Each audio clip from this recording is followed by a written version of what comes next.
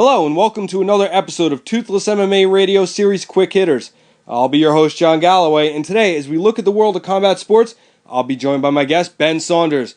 Ben, John Galloway, Toothless MMA, how's it going today? Going great, man. It's going great.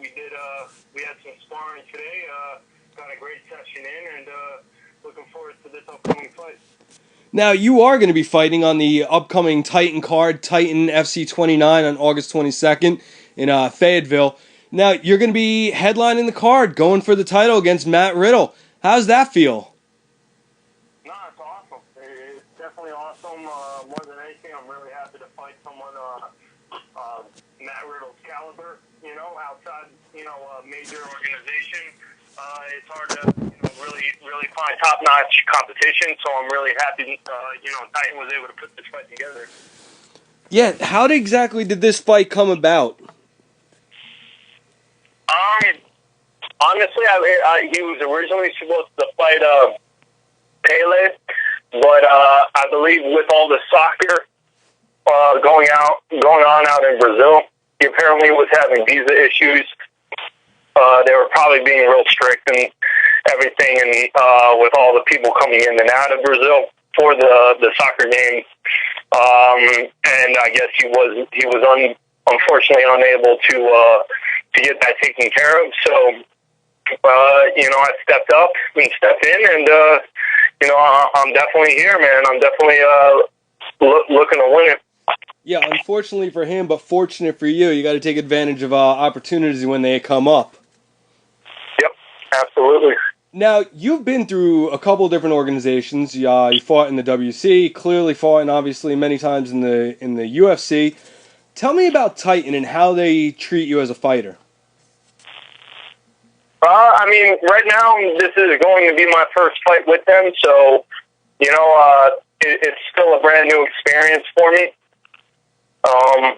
That's kind of a question I'd be more inclined to answer afterwards. But for now, fighting, like I said, fighting someone like Matt Riddle, I can't be happier. Now, you are going to be, you just mentioned that you had a great sparring session today. You are one of the top guys on an American Top Team. You guys are flooding this show coming up. You got a bunch of guys on the card from American Top Team. How's that at the gym? You guys all focusing together? Yeah, man. As you know, man, we got a ton of killers, especially at 170. There's a lot of guys that you guys don't, you have yet to even hear of, coming up. And all honesty, man, it's just an entire room filled with world-class talent and people, with the same enthusiasm, the same mindset of trying to be the best they can be and trying to become champions. So it's really, it's amazing. Now, coming into this fight, have you seen Matt fight before? Have you watched video on him? Oh, of course. I was actually a big fan of his, coming up. I think, he was always rugged, man. He was always, he was a gamer. He would stand and bang, and on top of that, it might have been more, because of the potential bonus opportunities in the UFC, but he was a gamer for fight of the night options. Even if he got a takedown, I've seen him let people up, just to, keep plugging it out to try to make it an exciting fight. And that's definitely the kind of fighter that I look forward to facing. Yeah, and that's definitely the kind of fight that the fans look forward to seeing. So I think they're in for a treat when you guys step into the cage. Now, absolutely. Where do you, without obviously giving away any tips or game plan here, where do you see the advantages that you might have going into this? Oh man, it's a huge chess match. I definitely think I have the advantage standing. I think he has the advantage with the wrestling credentials, and I think I have better jits off my back. And, he's probably more of a top game player. I think I have a really strong top game as well. Even though most of my fights, because, I'm predominantly usually looking for the knockout. I don't probably go for the takedown as much as he would. But, I've stepped my game up as far as my wrestling. You get your wrestling takedown defense where it needs to be. You need to work your takedowns as well. And I believe I've definitely worked on enhancing my, I guess what wouldn't be my strengths while refining my strengths at the same time. So, I could definitely see this being a potential knockout, a TKO, or a submission, whether it's on the ground or standing or whatever. I feel I'm dangerous everywhere. I've strived very hard to make my style pretty dangerous no matter where the fight takes place. And like I said, man, I honestly consider, him definitely up there with one of the best, as one of the best in the world. He's on a fight win streak. I know he had those no contests, but I don't really consider those no contest losses. He won those fights anyways. So realistically, he's on like a 5-5 win streak. And like I said, man, I'm just really amped and excited to be able to face someone like him. Now, what does it speak to you about Titan that they can bring this kind of talent in, being so young in Jeff's ownership of the company and really trying to revamp? What does it mean to have somebody like you and Matt and Mike Ritchie and George Soteropoulos? What does it mean to you as a fighter to have those names on the card? No, I think it's a great opportunity. I think it goes hand in hand with the fighter and the promoter. Us as the fighter having such an awesome card with so much talent on it is only gonna help us in our careers. And at the same time, obviously, putting all this talent on the same card and us going out there and doing our damn best to put on a show for everybody is only going to help bring Titan to the next level. Absolutely. Now, you mentioned there briefly how much of fights are or is a chess match, so to speak. Talk to the listeners about that. Explain what that means. How you guys are looking for setups and moves ahead, not just what's happening in that split second. Can you explain that for a little bit? I mean, everybody, every fighter is different. And the craziest thing in the world about our fighting is, as opposed to boxing, which is just, just hands, and then you got wrestling, which is no strikes at all, and it's takedowns. Then you got jiu-jitsu, which is a combination predominantly of wrestling and submissions. And then you got, obviously, kickboxing, which allows, depending on what organization and whatnot, whether or not knees and elbows are allowed as well. Yeah. Muay Thai kickboxing versus American kickboxing, and then you got MMA, man, and that's all of that in one. So as far as the chess match, it really comes down. Stylistic matchups definitely play a huge role. And each individual, as far as what their strengths and what their weaknesses are, and who they're matched up against, is where the chess match really comes into play. We kind of already discussed the chess match between me and Matt Riddle, but you could do the exact same thing no matter who else is on the card or what other fighters you're talking about. And the chess match being one step ahead, 5 steps ahead, setting something up. If I'm going for this move and I know they're going to defend this way, I already have 3 options to counter the defense that they're going to do, or counter to their counter to my defense. That's where things get crazy. That's where it really comes down to you really need to be sharp mentally and be very prepared for what you're doing. Not to mention, if you're talking about stand-up, there's distance, there's timing, proper technique, everything's there. It's a crazy sport, man. That's pretty much why I love it. That's why I'm a part of it. I think it's the realest thing you can be involved in, as far as fighting, as far as self-defense, as far as truly testing yourself in a combative sport, in a combative way. This is the ultimate way. It's the best way.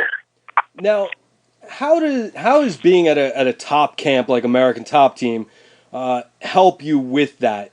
What is it about having that level of support and the training partners that makes it easy, for lack of a better word, when you walk into a fight, because the level of training that you receive? But your training is where you get your confidence. Well, I can't say that for everybody. But my training, I feel, is where I get my confidence. If I have a great camp, I know how hard I push myself. I know how hard my coaches push me. I know where my cardio's at. And then when you're talking about the skill and the talent that you're going against, especially with American top team, it's just, you're dealing with the best in the world. Or some of the best in the world, I guess you could say. The other thing is, with American top team, there's so many different styles and talents out there that you're well versed in. It doesn't matter what someone throws at you as far as opponent wise. You should be prepared for everything, because you're going with every kind of style that could possibly be, or at least to the best of your ability. Right. Now, where do you see yourself going after this fight? Not that we want to look past this fight, because obviously that's not something you ever want to do. But where do you see yourself in your career path with Titan? Do you see yourself fighting with them? Do you see yourself trying to get back to the UFC? What's your goal here? Honestly, you brought up the point already. I'm really not thinking about that. I try not to focus on the future. I focus on the task at hand. If in a perfect world I had to kind of just vaguely look outside, of course, I'm trying to be the best fighter I can, and I'm also trying to test myself against the best in the world that I can, and so that would ultimately lead me back to the UFC. But my task at hand is Matt Riddle is getting that that title, becoming a world champion myself, and then taking it from there. Now, is there any more pressure going into this fight because it's a title fight, or is it just another fight and that's a bonus in the outcome? Just another fight, that's a bonus in the outcome. The only difference is we got 2 extra rounds to work. And, that can work in my advantage. It can work against me. But, I personally, I'm working my ass off to make sure that I have the conditioning to go the distance if it happens to go that far. So I'm dangerous every single round, so I can finish the fight no matter what round we end up going to. That's what it comes down to. Just being well versed and well prepared. No, will this be your first 5-rounder? No, actually, another interview I did say it was my first 5-rounder, but that's actually not the case. I'm actually looking. I'm looking at my belt right now. Right before getting on top 6, I won the Combat Fighting Championships welterweight title. I actually fought Charlie Blanchard, who was on, I forget what season of Tough he was on. It ended, I think, like 1 minute and 12 seconds in the first round. Okay. It was kind of like so it didn't even go anywhere as far as anywhere near the championship rounds. I think, he's a real tough guy. He's a great guy, actually. He's with us now at American Top Team. He's been with us for a long while. At the time, he was I forget who he was under, but he was out of Jacksonville, Florida. And, the fight just went my way. I came out, I even said, I'm coming out at the time, Crow Cop was my all-time favorite, and I was like, I'm going to come out Crow Cop style. I'm going to try, kick his head off. And I clipped him with a left head kick. And then he dove in for a takedown. I sprawled. He grabbed the leg. I switched it up and got an armbar and was able to finish it in like 1 minute and 12 seconds. And there's no doubt in my mind that's improved his talents, tenfold. He dedicated himself. He went down south, joined the American Top Team, and now, he's actually a stud. So, and a good training partner. So, it just goes to show, how it's crazy how things work out. But, I can't say that was a 5-rounder necessarily, but I was in one in my life. Well, it's crazy to me how you have some of the rivalries that are out there. King Mo and Rampage is a big one right now, and sometimes it just carries over, but it's really great. One of the great things about this sport, in my mind, is how guys can build up a fight. They go in there, they have their fight, and then afterwards they go out and have a drink together. I think that's really special thing about this sport. No, for sure. And we were extremely respectful to each other going into it and afterwards. So, I mean, he's a great guy. You know, it was just my night that night. Now, not off topic, but off topic. What are you listening to when you're getting ready for a fight? What kind of music you got on your iPod, on your phone there? Man, I don't know. I switch it up, but you know, Eminem, DMX. Little old school hip hop. Yeah, man. I'm a Wu-Tang. You know, I'm just a fan of that stuff. And I got my songs that just amp me up and get me in that mindset. You know, and so it definitely gets me pumped up and ready to go. Nice. Now, being a professional fighter, you have companies that help you out and sponsor you along the way. Want to give a shout out, recognize any companies that are out there? I guess right now, for sure, I know, Big Boys Moving out of Tampa, Florida. They're an awesome sponsor.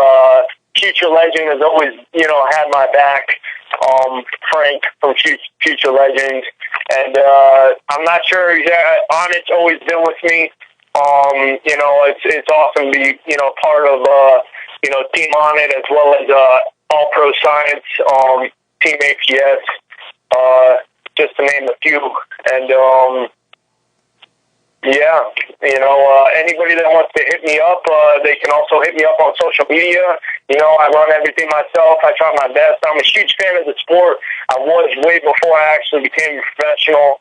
And I know what it's like to, want to communicate, if any of the fans out there want to talk to me, you can hit me up on Twitter at Ben Saunders MMA. Facebook is facebook.com/TheRealBenSaunders. Instagram is @Ben Saunders MMA. And just to also throw it out there, I've been actually filming. Me and my film crew have been basically TSM Studios. They've been following me for about 2 years now. We've been videotaping. We videotaped. We were able to get backers to help us fund the videotaping for my past Bellator tournament, and obviously it didn't go as well as we would hope. It went very well, actually, 2 out of 3. Right. But we didn't get to win it. But they've still been following me now, and basically, the point of the documentary is showing, the ups, the downs, the trials, the tribulations, and the determination to come back from the loss, to prove to myself and everything that I'm capable, and I'm able to become a champion. And we're still looking, to try to fund the rest of this filming, as well as fund putting the actual, doing all the editing and getting this. We're trying to make it like really, really nice, and one of the best or better or a real top-notch documentary. So anybody that would like to check out the trailer or see what we're doing, you can also possibly, help us out by giving some funds and whatnot. You can read the details. Just go to bensaundersdocumentary.com. Yeah, that would be awesome. That definitely sounds like something we'll take a look at, and maybe some of our listeners out there can chip in and help out. That would be fantastic. But Ben, I'm going to let you go. I know you're busy, and I really appreciate the time today. So I'm going to wrap this up. It's been another episode of Toothless MMA's radio series Quick Hitters. I'd like to extend a big thank you to today's guest for joining us. For Ben Saunders, this is John Galloway, and we are tapping out.